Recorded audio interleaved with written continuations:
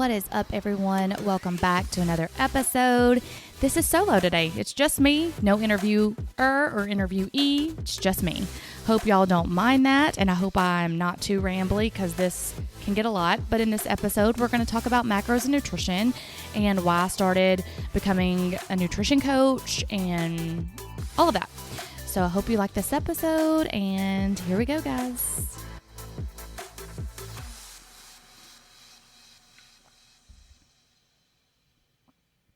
All right. It's so weird being alone doing an episode because I'm used to interviewing people. So I'm going to try to stay on topic the best I can. But those who know me know that's not my style. Anyways, we're going to kind of go over how I got started in nutrition, kind of the complexity of it, macro breakdown, macros versus calories, your mindset around macros, intuitive eating, and a few questions that I got on Instagram. So listen out for those. And I initially recorded this podcast as one long episode, and I didn't realize how much I had to say about macros and nutrition until I sat down to record the podcast yesterday, and it was like 50 minutes long. And I was like, oh my God, no one is going to listen to this. It's a lot to digest if you don't know about macros and nutrition. And I forget sometimes because I've been doing this for so long. And speaking of doing this for so long, that's why it's second nature to me. I know I've been cooking since I was 16 years old when I took a home ec class in high school. And I had a great teacher who taught us how to cook well, who taught us about quality of ingredients. And she focused more on quality of ingredients instead of like macro or calorie counting. And she wasn't this whole weight loss, lean, low fat type person, which was great. I learned from an early age good quality foods and why they matter. And her story was that her brother developed a rare form of brain cancer, and they traced it back to the food he was eating. He liked a specific cereal, and apparently there was rat droppings in the cereal. I don't remember the exact story. I wish I could, but it was so many years ago. But it all started then. So my mom, when I wanted to start cooking these meals or not eat what she was cooking, I had to save my money up, buy my own groceries, and cook my own food. So when y'all see me meal prepping, or if you've seen or followed my Instagram page, macros by _J, where I kind of give nutrition advice, I guess, then you will see that I do these meal preps and cook, but it's basic cooking. And I know it's hard for some people to meal prep because not everyone has the same time frame, or there's a lot of circumstances. Like, I'm a single female. I work in an ER where I work 12-hour shifts. So I have 4 days off a week to meal prep. And I get that. And I don't have a family that I have to cook for. Totally understand that too. So I'm going to try to come up with ways for you to meal prep and macro count if you do have a family or you're working a 9 to 5. So look out for that.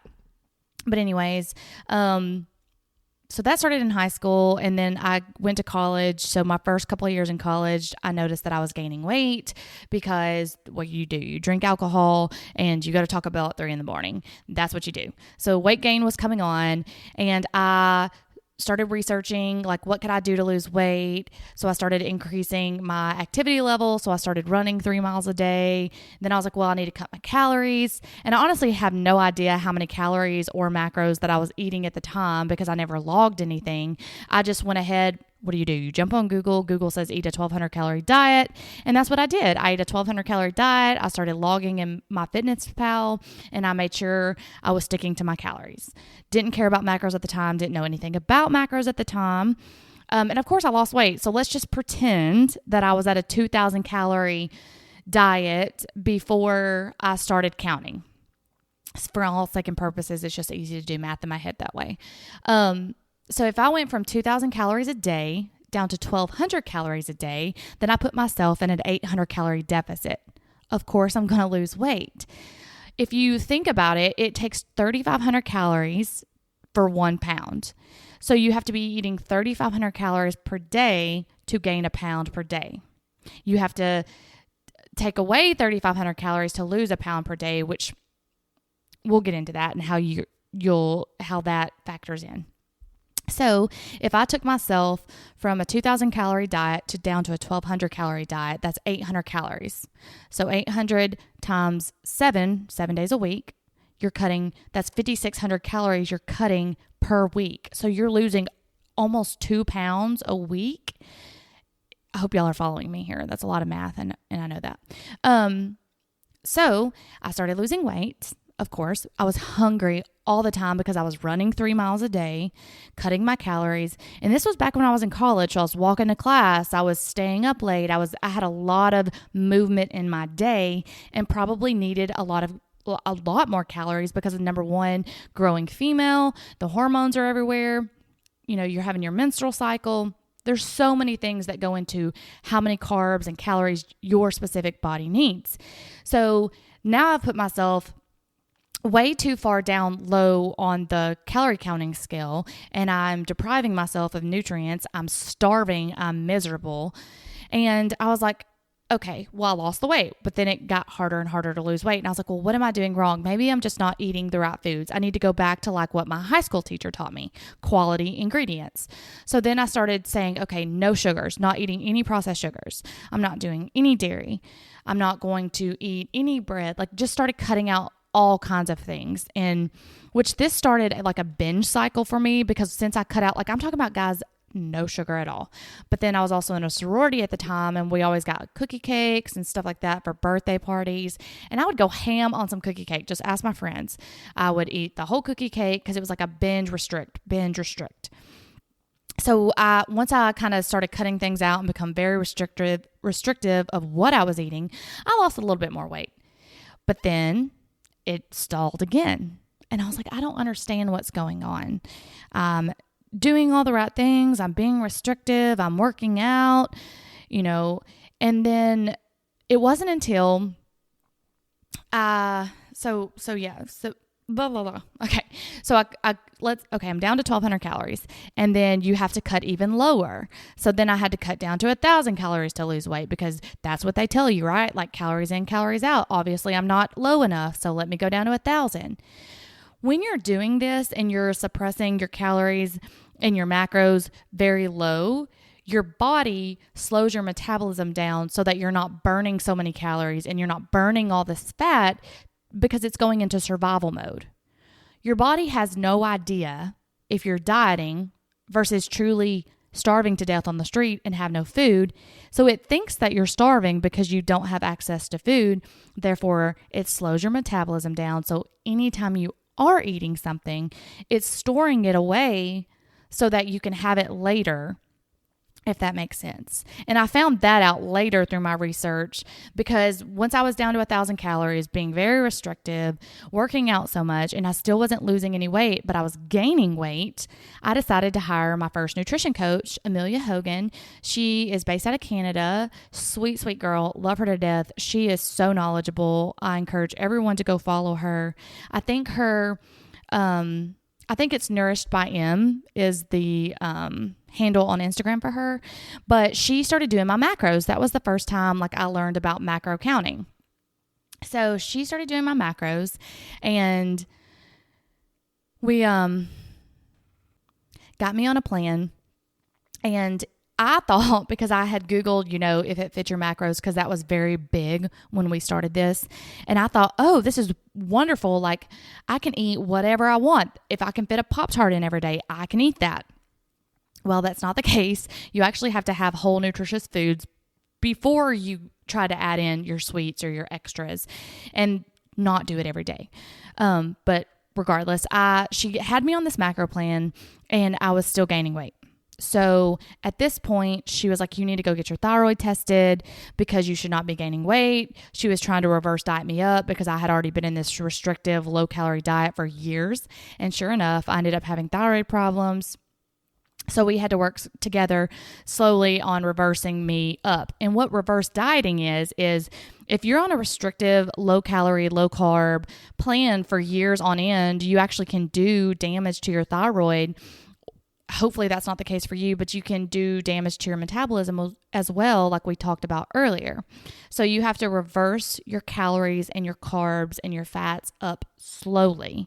And they say however long you've restricted or been in a calorie deficit is how long it may take you to recover your metabolism. So if you've been dieting and restricting for 10 years, it may take you 10 years to recover it because you've done that damage to your body. So just be patient with yourself.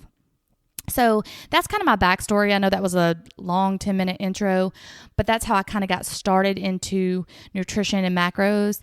And then once I worked with Amelia, and then I was like, I started doing research. I started reading every book. Once I got diagnosed with thyroid problems, I wanted to heal my thyroid. I wanted to use food as a nutritious whole source. And so I read the autoimmune protocol diet. I read lectin diet, vegan, vegetarian. Like I did it all. I've tried it all. And then I decided to become a nutrition coach because I wanted to help other people and hopefully help them not go down the same cycle as I did with my metabolism.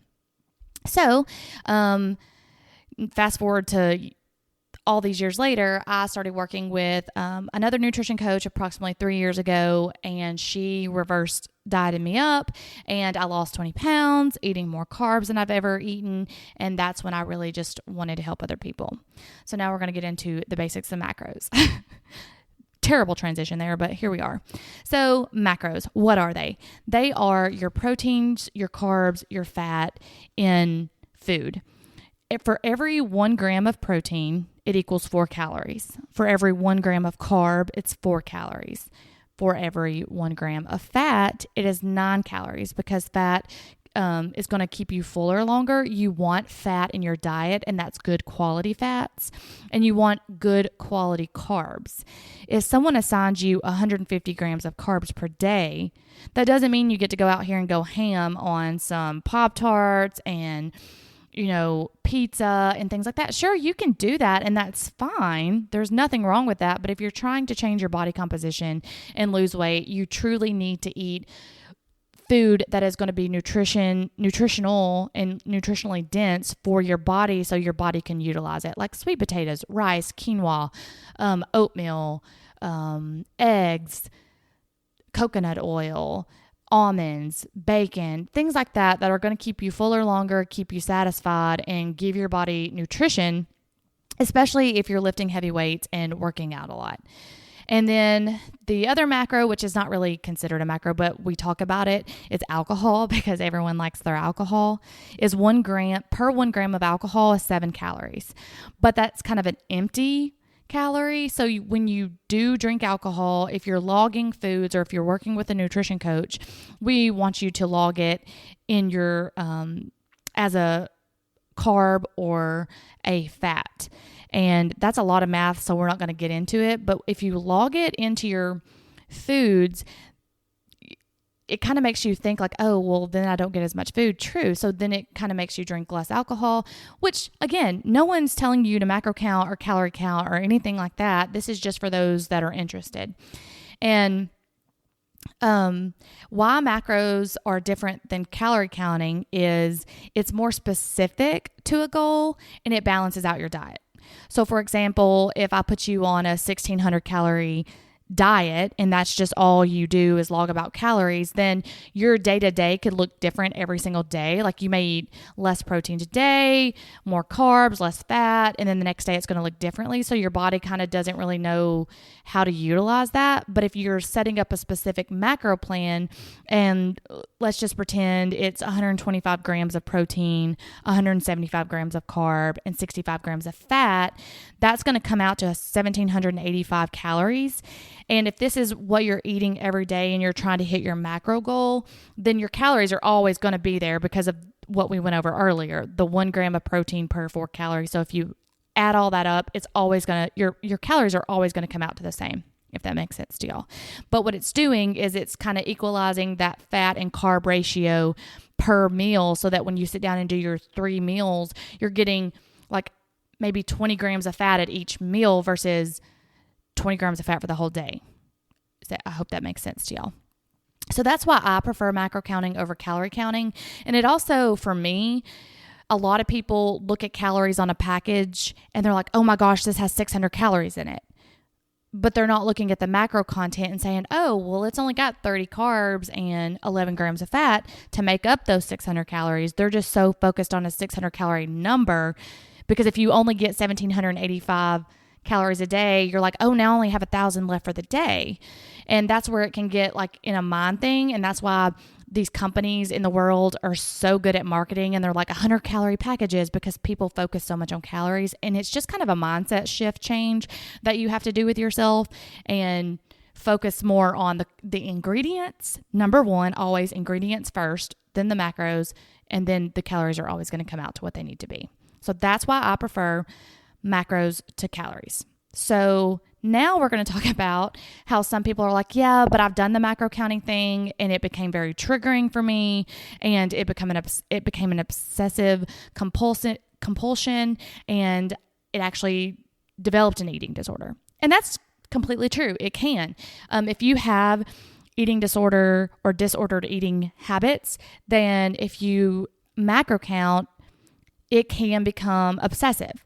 And I am one of these people. I've had disordered eating. I've been very open about that. And sometimes when I'm counting all the time, I do become like fearful of eating out at restaurants because I don't have my scale or I don't know what's in food.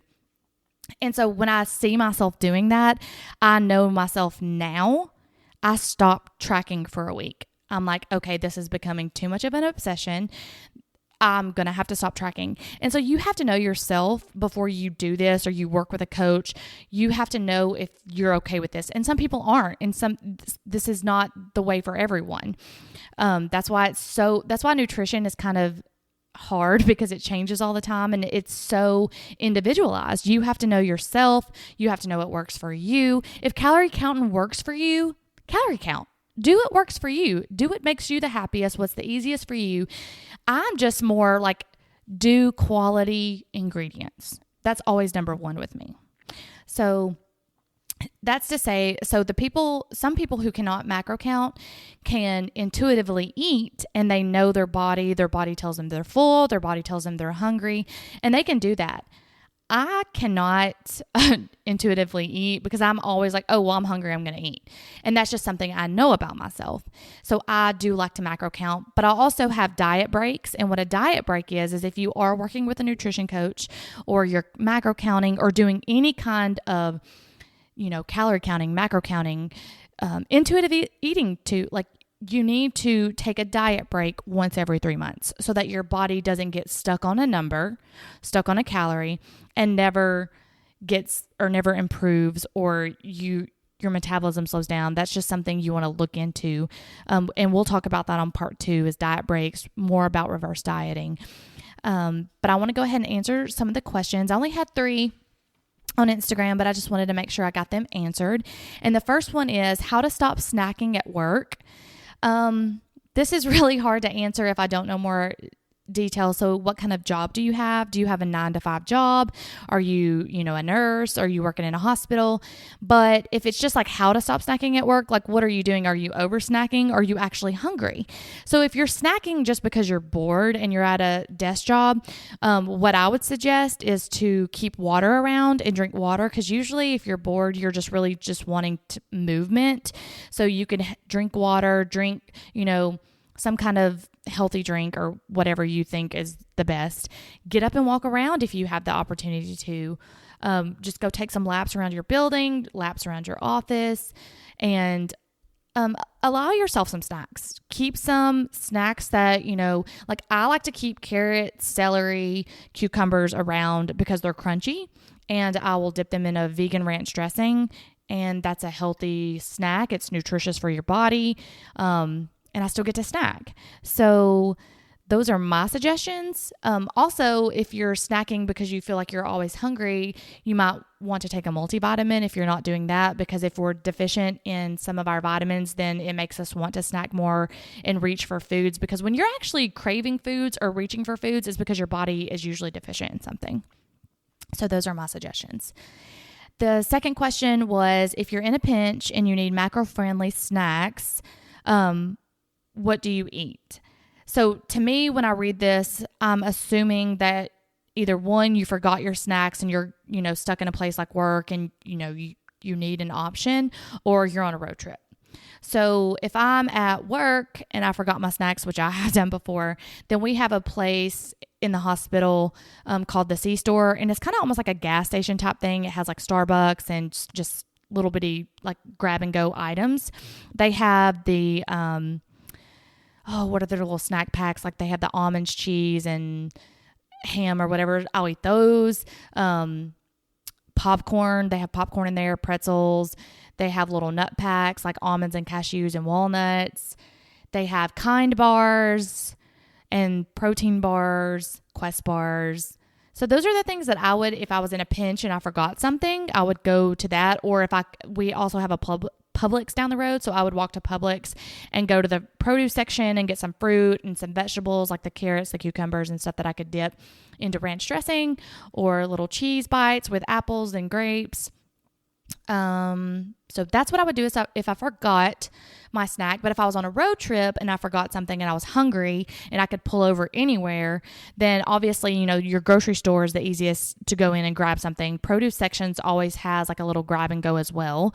They have like hummus and pretzels or guacamole, hard-boiled eggs, the carrots, the apples, that kind of thing. Or if you go to a gas station, they have the same things I just talked about earlier.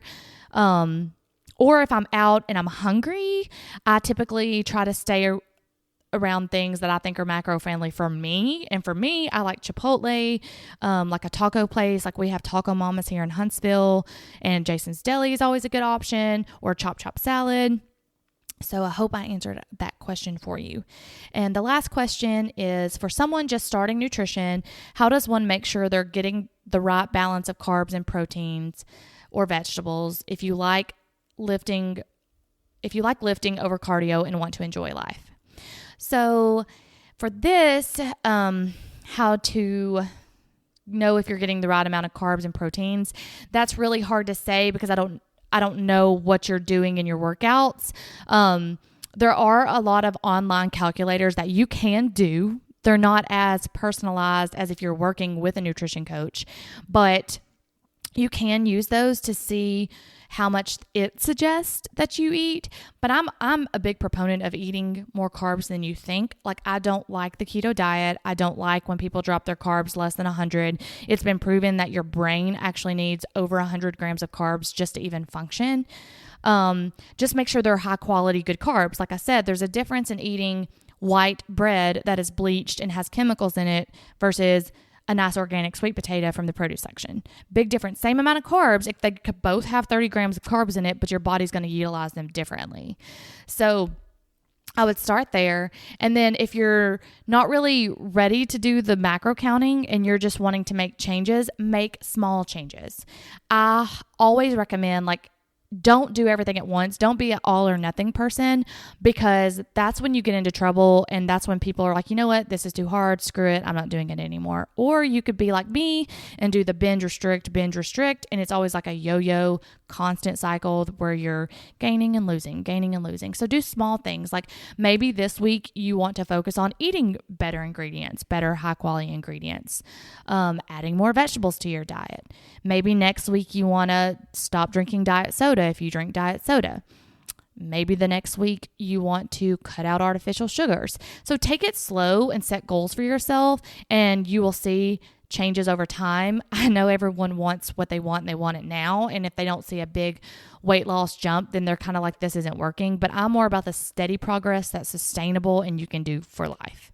And also, I completely agree with the weightlifting. I hate cardio too. And if you lift enough, if you lift heavy weights and you're doing it properly, your heart rate should go up. And that is actually a form of cardio, but you're building muscle, which burns more over time. So that is it for this part 1 of the macros and nutrition. I hope I did not bore you to death, but if you have questions after this episode, definitely DM me on macrosby_J or my personal account, Babbles_nonsense, and I will be happy to answer more questions in part 2. So thanks for sticking with me this far, and until next time, guys, bye.